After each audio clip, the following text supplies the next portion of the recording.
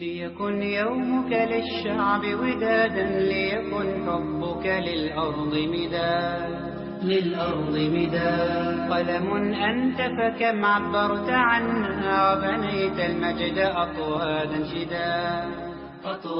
شداد. أنت يا ملهم شعب أن الحمد لله حمدا يوافي نعمه ويكافئ مزيده. يا ربنا لك الحمد كما ينبغي لجلال وجهك وعظيم سلطانك. سبحانك لا نحصي ثناء عليك أنت كما أثنيت على نفسك. فلك الحمد حتى ترضى، ولك الحمد إذا رضيت، ولك الحمد بعد الرضا. اللهم صل على سيدنا محمد وعلى آل بيته وأصحابه وتابعيهم والتابعين لهم بإحسان إلى يوم الدين. في فاتحة هذه المجالس المباركة На этой благодарной встрече мы будем говорить о понимании воли. من هذه المجالس يقول رب العزة سبحانه وتعالى: Всевышний Аллах говорит: если кто пожелает приходящей жизни, то мы тотчас одарим тем, что пожелаем того, кого пожелаем.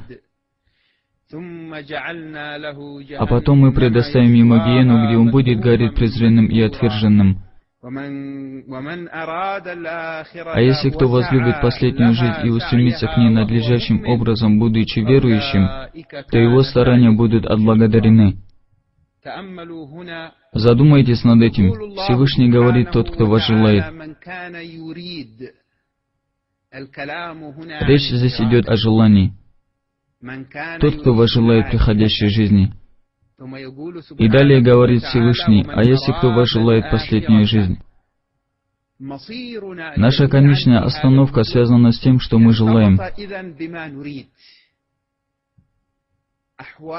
Наше состояние, наше будущее, счастье и несчастье, довольствие и гнев, спасение или разочарование — все это связано с тем, что каждый из нас желает в этом мире.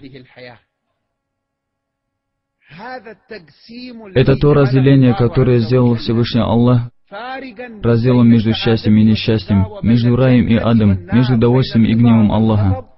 Всего лишь возжелание мирского. Всевышний сделал лишь возжелание мирского причиной, приводящей его к мучениям и гневу.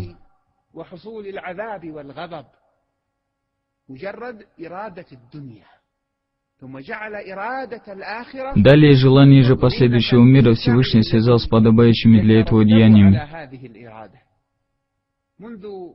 Мы постоянно слышим разговоры о возжелании мирского, мирское, мирское, мирское. Последователи мирской жизни, последователи мира последующего. Какая цель от мирского, о которой так говорят? Возжелание получения только мирского? Какова цель от слова «мирское» порицаемо? Еда ли это, или питье, или одежда, или средства передвижения, такие как машина, самолет, или дома, или мебель, или получаемые деньги? Становится ли человек из-за получения этих вещей, желающий мирское? Повлечет ли это за собой гнев Аллаха? Жизнь вечная. Какова цель от желания последующей жизни? Заключается ли оно в том, чтобы не было никакого удела или взаимосвязи с мирским миром? В результате этих понятий возникает путь жизни, в которой мы живем. Появляется то, что называется путем к Всевышнему Аллаху. На этих встречах мы будем говорить о желании вступить на путь Аллаха, о желании познать Аллаха, достигнуть Его довольства, о желании приходящей жизни. Каждый в этой жизни желает. Кто-то желает мирское, посвятив себя для этого, ну а кто-то желает довольства Аллаха. Нужно понимать, что Всевышний запретил нам желать мирское.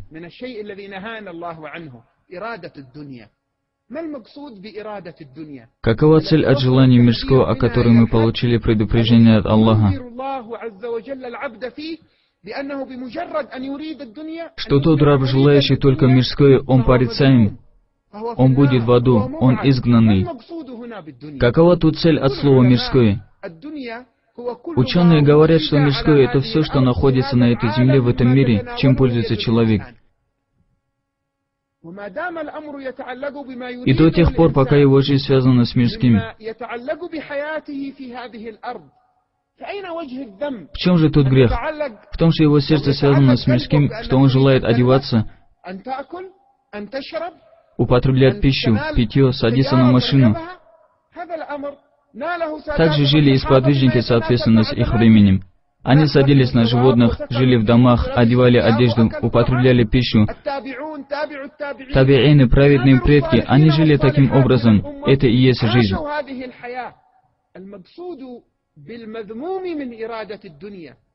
Цель от порицаемого стремления к мирскому заключается в двух аспектах. Первый аспект — привязанность сердца. И второй аспект — занятость тела, к чему привязано сердце.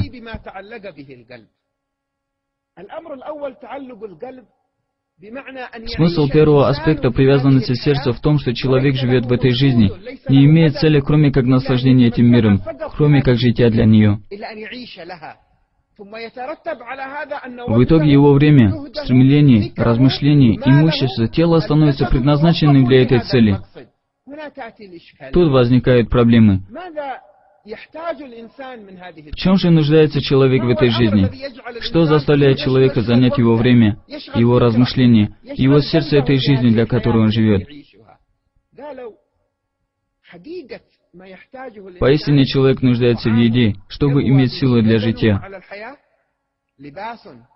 в одежде для укрытия аврата, для защиты от холода, в жилье ему и тем, кто с ним. Реально каждый человек в этом мире нуждается, будь он мусульманин, неверующий, взрослый, молодой, мужчина, женщина, разумный, глупый, сумасшедший. Каждый человек в жизни нуждается в трех вещах от мирского. В еде для укрепления тела в продолжение жизни, в жилье и то, что оно включает в себя, в одежде для укрытия аврата. Принимая во внимание эти основы, на каждую из этих основ, в которых нуждается человек от мирского, добавляется следующее. Разум человека и размышления с давних пор заняты такими вещами, которые добавились на эти три основы. Потребность в еде заставила размышлять о земледелии, об охоте, об уходе за своими овцами, о стаде. Потребность в одежде заставила думать о прядении, о ткани. И другое, что было развито после этого, которое обратилось в учреждения, компании, швейные фабрики, сбыт, места, где приобретают одежду, это позднее развитие. Потребность в жилье заставила нуждаться в специальных навыках, нуждаться в работе для заработка. Эти потребности, в которых нуждается человек, незначительно расширены. Это заставило человека нуждаться во взаимодействии с другим человеком для достижения этих вещей, которых он желает от жизни. Она заставила думать человека: я нуждаюсь иметь дело с фермером, если сам им не являюсь. Я нуждаюсь иметь дело с портным, если сам этим не занимаюсь. Я нуждаюсь в строительстве иметь дело с инженерами, компаниями. Взаимодействие между человеком и его потребностями развивается. На эти нужды добавляются взаимосвязи между человеком. Эти взаимосвязи по человеческой природе возникли из-за нужд. Различия во взгляде и единое мнение, эти различия развивались между людьми, иногда перерастали в спор, вражду между ними. После этого перерастало в сражение. Некоторые народы воевали между собой из-за куска земли, которую они сеют, или же владельцы скота. И так продолжалось до наших дней. Люди враждовали за выпуск скота в плодородных землях. Появляется много людей, которые говорят о водном и продовольственном кризисе. Эти вопросы стали причиной спора между людьми. На эти конфликты и рост различий между людьми добавляются новые потребности, связанные с мирским миром. Эти потребности решают конфликты, устанавливается закон, выносят решения. В результате получается общественный порядок между людьми в их жизни. Эти развития влияют на человека.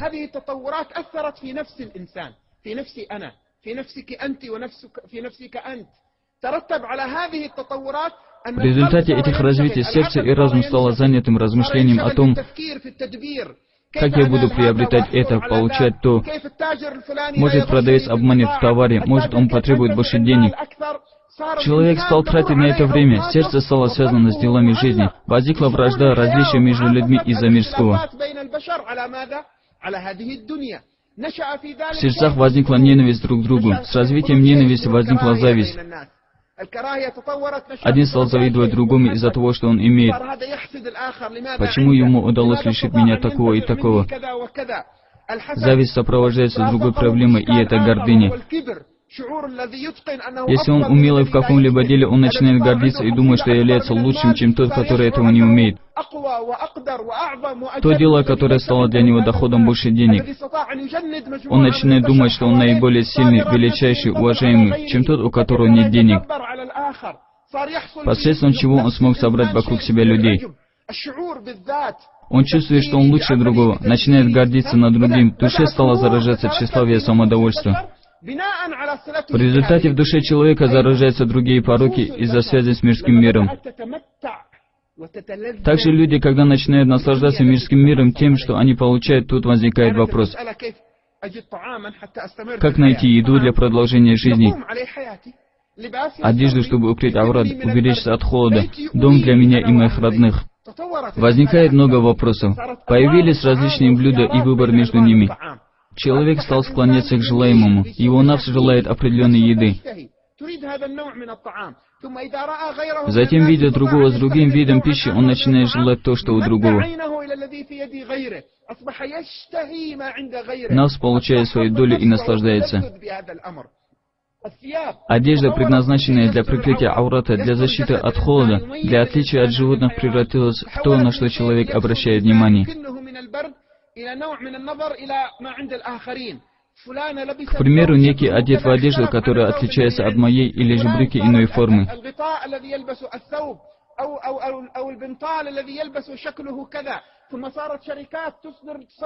Компании стали изготавливать для нас одежду различных стилей. Из-за этого разум и сердце стало занятым наслаждением использованием много различных форм одежды. Возникли воображения в умах людей. Люди стали думать, это человек уважаемый, почетный. Почему? Потому что носит одежду от компании.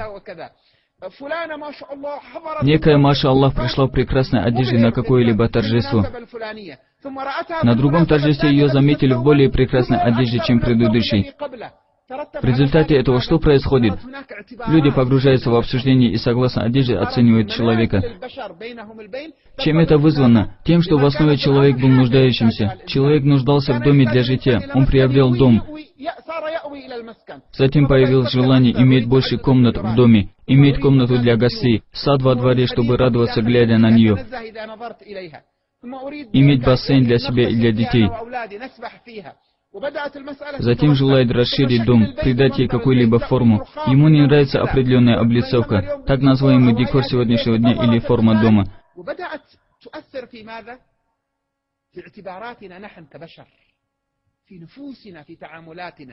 Проблема не в облицовке, не в форме дома, будь она из глины, камня или цемента.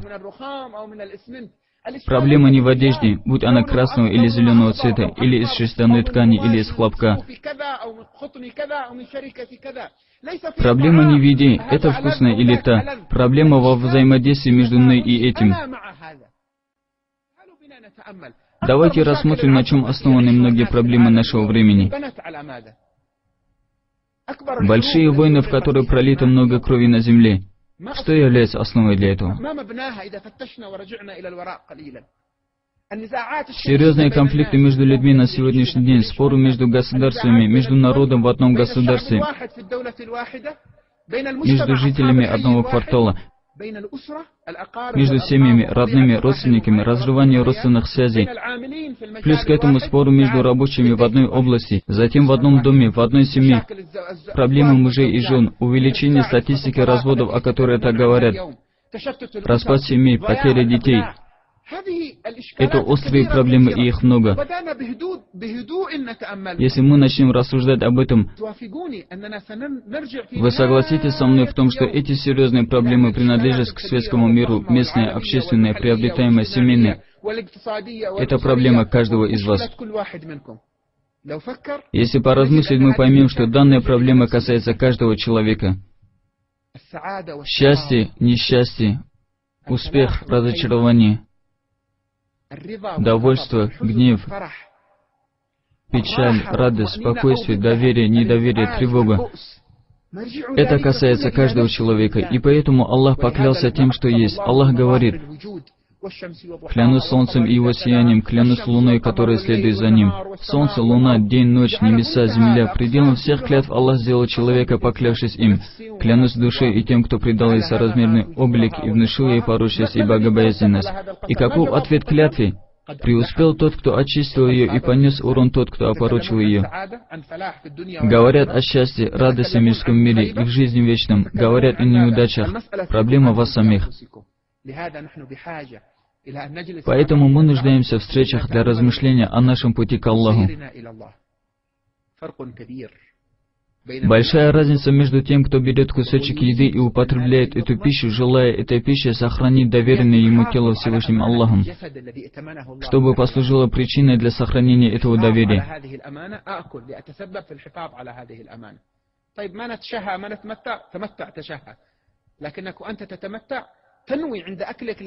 Когда кушаешь то, что дал тебе Аллах, ты делай намерение искренне воздать хвалу Аллаху. Однажды у Али ибн Аби Талиба, ради Аллаху анху, спросили: «Ты какую воду пьешь, холодную или не холодную?» Некоторые аскеты того времени остерегались пить холодную воду. Али, ради Аллаху анху, ответил: «Я пью холодную воду». «Почему, о повелитель правоверных?» — спросили люди. «Потому что я воздаю хвалу Аллаху от глубины сердца». К примеру, летом ты испытываешь сильную жажду. Или, например, человек соблюдает пост, испытывая сильную жажду. Наступило время разговения, ему принесли холодную воду. Как он восхвалит Аллаха? «Альхамдулиллах!» Так восхвалит.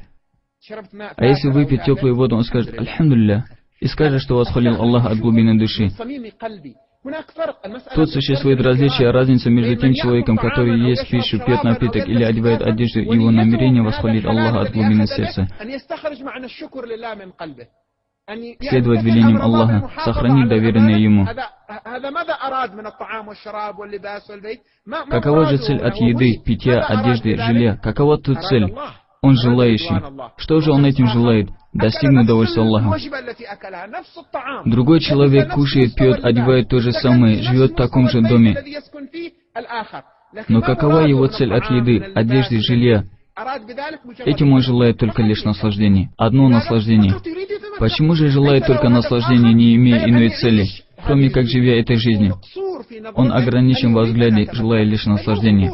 Хорошо, а в чем проблема, что человек желает насладиться этой жизнью? В желании лишь насладиться абсолютно никакой проблемы нет. Проблема в небрежности по отношению к цели от доверенного нам Аллахом, ради которого Он создал нас. Он утверждает, что нет иной цели от жизни, кроме как наслаждения. Допустим, что это так. А какой вред от этого? Вред тот, который мы упомянули: разрушение мира, в котором живет народ, уничтожение земли, напрасное растрачивание ценностей земли из-за войны, ненависти, зависти. Его причина, основа, то, что стремящийся к мирскому думает лишь о себе, прокормить лишь себя. Проблема в нафсе, в нем серьезный дефект. Когда человек делает деяние вместе с тем, чем наслаждается нафс, с тем, что нафс требует, желает, отвечая желаниям нафса, у него возникают две серьезные проблемы. Первая проблема – желания нафса, они нескончаемы. Когда он желает, ты даешь, потому что он только и требует, а ты выполняешь его требования. Он желает, ты говоришь: «Я готов». В результате этого он не удовлетворяется.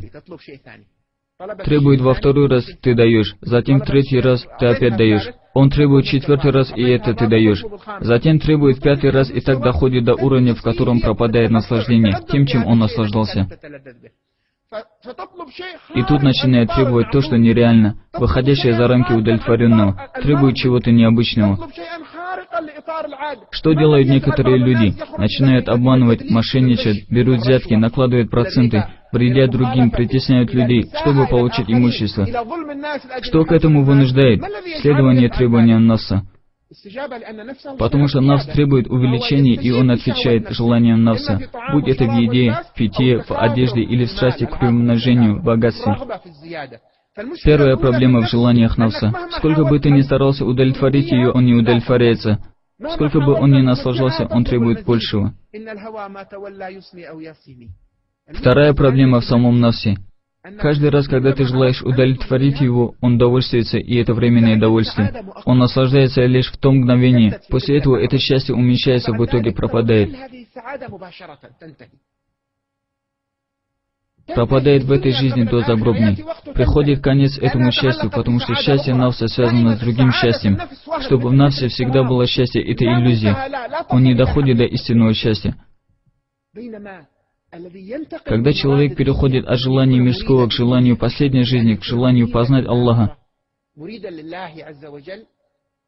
он наслаждается. Это его наслаждение. Он кушает еду, различные блюда, одевает то, что одевают люди. Даже лучше одевается, если есть возможность. Садится на лучшие средства передвижения. Живет в лучшем доме, чем другие. Хорошо, но какая разница между ними? Разница в мирском. То, чем он наслаждается, есть истинное наслаждение. Потому что когда нафс получает долю от наслаждения, покушав еду, он говорит: «Хвала Аллаху, который обеспечивает и содержит меня. Эта еда будет свидетельствовать за меня». Получает радость. Наслаждение удовольствия Аллаха — это наслаждение вечное после ее ухода в этой жизни. В последней жизни она остается. За хвалу он получит воздаяние. В судный день ему скажут: «Ты воздал мне хвалу, ты помянул меня, это твое воздаяние». Он наслаждается в этом мире и наслаждается в мире вечном. Второй пример. Он является хозяином уздечки своего нафса, и он не служит нафсу. Задумайтесь над этим. Он живет, пользуется дозволенными вещами этого мира, но он желает достигнуть удовольствия Аллаха и не является для этого мира. Живет с помощью Аллаха, хозяин своего нафса, и не служит нафсу.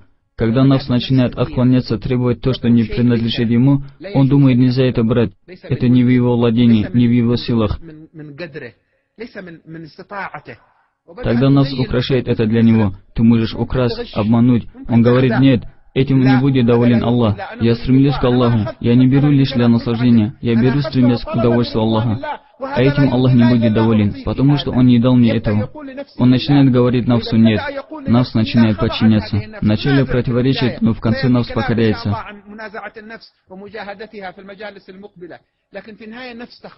Когда нафс покоряется, он направляет свой нафс по велениям Аллаха. Он начинает в повседневной жизни занимать тело, размышления, стремления на пути Аллаха, находится на пути Аллаха днями и ночами, увеличивается приближение к Аллаху. С увеличением приближения к Аллаху увеличивается возможность вести дела на пути Аллаха. Наступит время смерти, рано или поздно, в котором нет сомнений. Наступит это время, и он будет готов к встрече с Аллахом.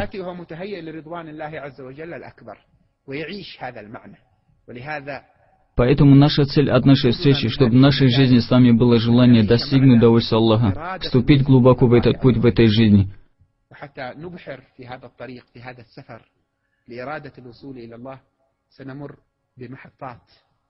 Мы нуждаемся жить вместе с побуждением и стремлением, приводящим нас на путь Аллаха.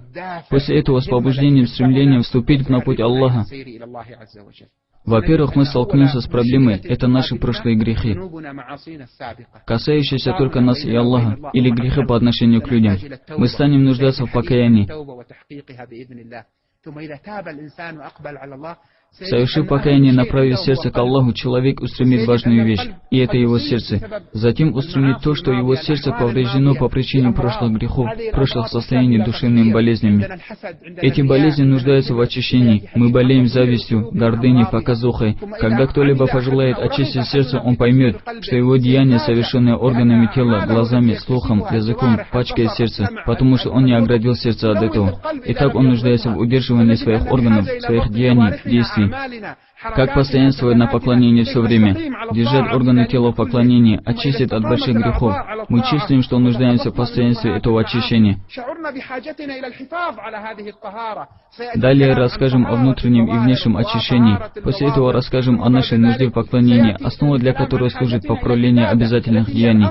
как поправить на лучшее состояние, на лучшее постоянство правильного пути, как сердце держать поминание Аллаха, какова награда от поминания Аллаха, награда от маджлисов, от пятничной молитвы, что такое васвас, сомнения, с которыми мы иногда встречаемся, васвас от шайтана, который нас не оставляет следовать по пути Аллаха без проблем.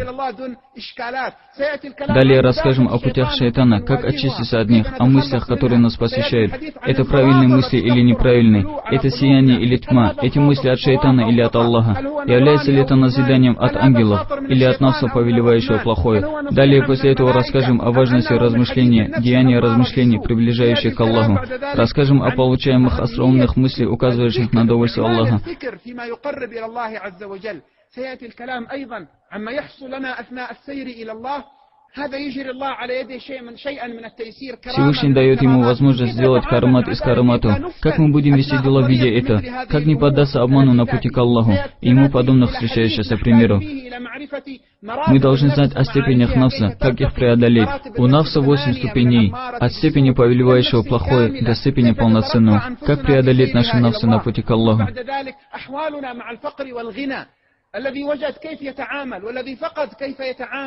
Наши отношения среди людей, отношения к людям, избегание людей, отношения с разных сторон, когда отвлекают справа, слева, в то время как мы на пути Аллаха.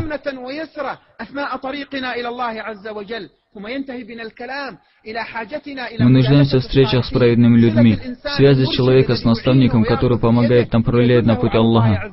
Пусть наша встреча будет по воле Аллаха назиданием друг другу. نتناصح فيما بيننا البين من خلالها كيف نستمر على هذا الطريق الذي نسير فيه وإليه نسأل الله عز وجل. Мы просим у Аллаха бараката для нас и для вас. На этой встрече мы говорили о понимании воли. Когда мы используем слово «желает», человек желает либо мирское, либо последнюю жизнь. О стадиях на пути к Аллаху, о которых мы расскажем в следующих встречах.